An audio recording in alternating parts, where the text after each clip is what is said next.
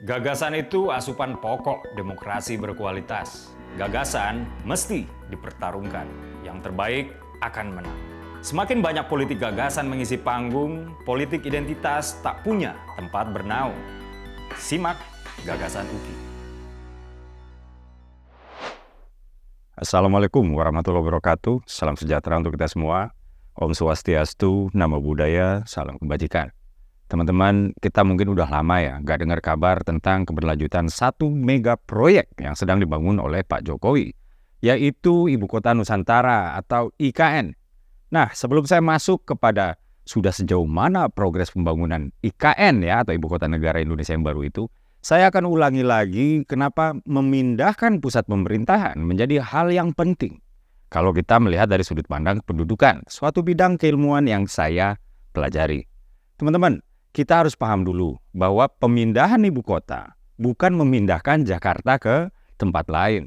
Pemindahan ibu kota itu berarti pemisahan antara pusat pemerintahan dengan pusat ekonomi atau bisnis ya. Seperti misalnya Wellington, Auckland di New Zealand, Washington DC, New York di Amerika Serikat, dan juga ada Sydney, Canberra di Australia. Nah, itu artinya pemindahan ibu kota yang saya bicarakan adalah memindahkan pusat pemerintahan dari Jakarta ke daerah lain. Mari kita lihat kondisi demografis Jakarta. Jakarta memiliki jumlah penduduk 10,6 juta jiwa pada 2021 kalau kita merujuk pada BPS. Dengan luas wilayah yang cuma 661,5 km persegi, Jakarta menjadi kota yang sangat padat sekali. Singapura sebagai perbandingan ya, kepadatannya adalah 7.962 orang per kilometer persegi. Sementara Kuala Lumpur ya di Malaysia, kepadatan penduduknya adalah 8.200 orang per kilometer persegi. DKI Jakarta berapa? Kurang lebih sama dengan Singapura dan Kuala Lumpur digabung, yaitu 16.125 orang per kilometer persegi. Setiap manusia, teman-teman, melakukan setidaknya dua aktivitas ekonomi, yaitu produksi dan konsumsi. Ketika dia produksi, dia akan memproduksi limbah juga.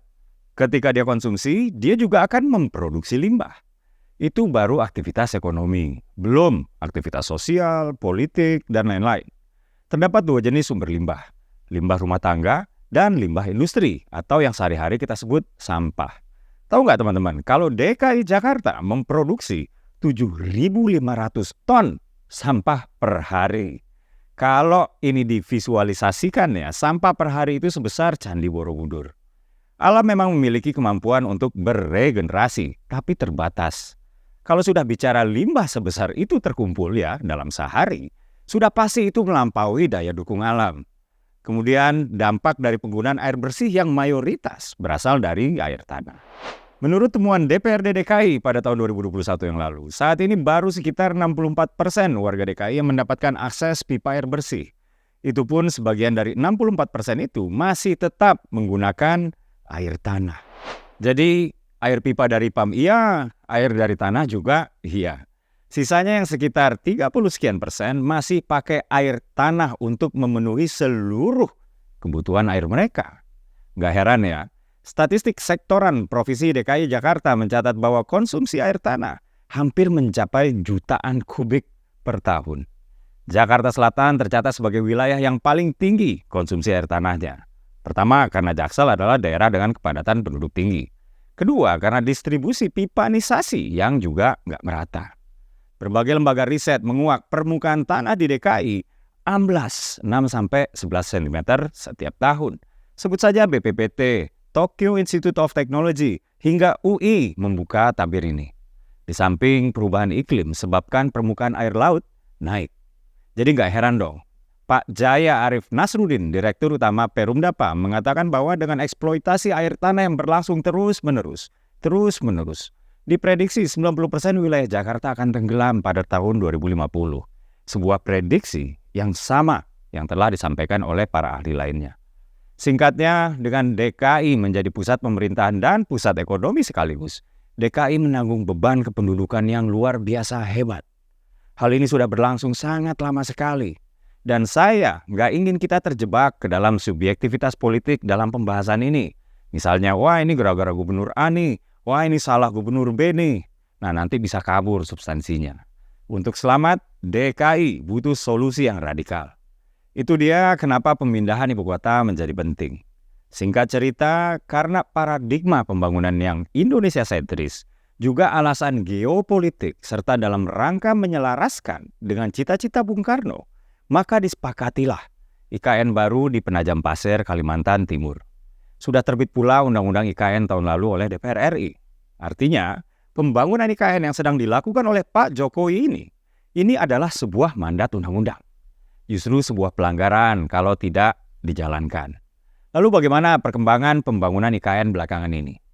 Dikutip dari kantor berita Detikcom, Menteri PUPR RI yang cukup eksentrik, ya, Pak Basuki Hadimulyono, mengatakan bahwa pembangunan IKN sudah melampaui 30%. Nah, perkembangan terakhir Presiden Jokowi akan melakukan peletakan batu pertama atau groundbreaking ya untuk bandara khusus VVIP di IKN Penajam Pasir Utara, Kalimantan Timur. Groundbreaking itu akan dilakukan nanti ya pada 1 November 2023 ini.